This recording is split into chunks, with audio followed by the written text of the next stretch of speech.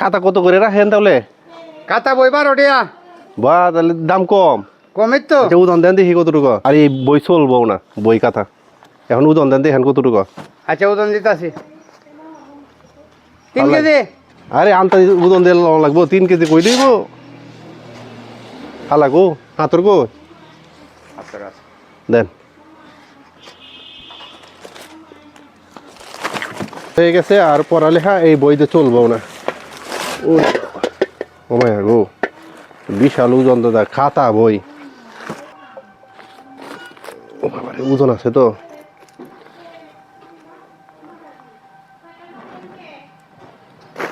দুই কেজি আড়াই কেজি।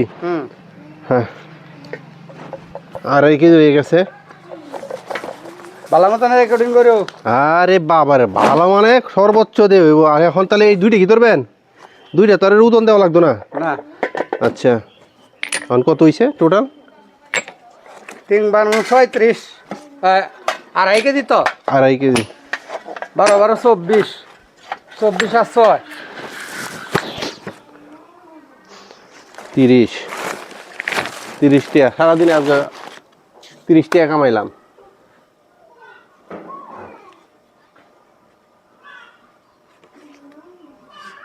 ব্যবসা কোনোটা ছোট করে দেখা যাইব না। ওই যে ব্যবসাটা ওইটা দিয়ে ওনার ফ্যামিলি চলে। এখান থেকে যা সারাদিনে উনি কিনে নিয়ে আসছে ওই দিনে আবার বিক্রি করব। বিক্রি করার পর যে টাকাটা লাভ বংশ পাইবো ওইটা দিয়ে তার সংসার চলবে। ব্যবসা সবটাই বড় দেখতে হবে। আর ব্যবসাকে আপনার মূল্যায়ন দিতে হবে। আপনি একটা মাথায় রাখতে হবে যে এই ব্যবসাটা করে যদি ওনার সংসার চলে, ঠিক আছে, তাহলে ব্যবসা কিছু লজ্জা কিসের? লজ্জা বলতে কিছু নাই। আমি টাকা হইলে মরা মানুষ শুনে ওই যে এই জায়গায় কুপিয়া তুই আইতে রাজি। আপনিও করেন তাহলে জীবনে ঠকবেন না। আর যারা মানুষকে ছোট করে কটূক্তি করে কথা বলেন যে অমুকে এই ব্যবসাটা করেন, ওর জীবনে কিছু সফল হতে পারে নাই। এই দেখছেন আমার পরনো ময়লা ফেলা কাপড় ওইটি পরে আমি চলতেছি। আমি যদি ইচ্ছে করি যে দিন ভরা শুটকুট লাগাই আমি ঘুরবো, তাও আমার দ্বারাতে সম্ভব।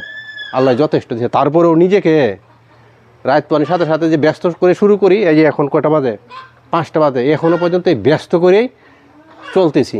ইনশাল্লাহ এইভাবে চলবো। তাহলে আপনি জীবনে কখনো ঠেকবেন না। তাহলে 30 টাকা পাইলাম না? জি এই 30 টাকা বই দিলাম কত টাকা জানেন? মনে হয় 2000 টাকা রইব। এখন যদি আমি বলি যে ওই পূর্বের হিসাবটা করি তাহলে তো লাভ নাই। বর্তমানে হিসাব করতে হবে যে এখন বর্তমানে কি অবস্থায় চলতেছে। আর যে যেখান থেকে দেখছেন আমার ভিডিওটা অবশ্যই লাইক করবেন, শেয়ার করবেন। আর চাষার জন্য অবশ্যই দোয়া করবেন। দেখেন কি হাসি। আল্লাহ হাফেজ।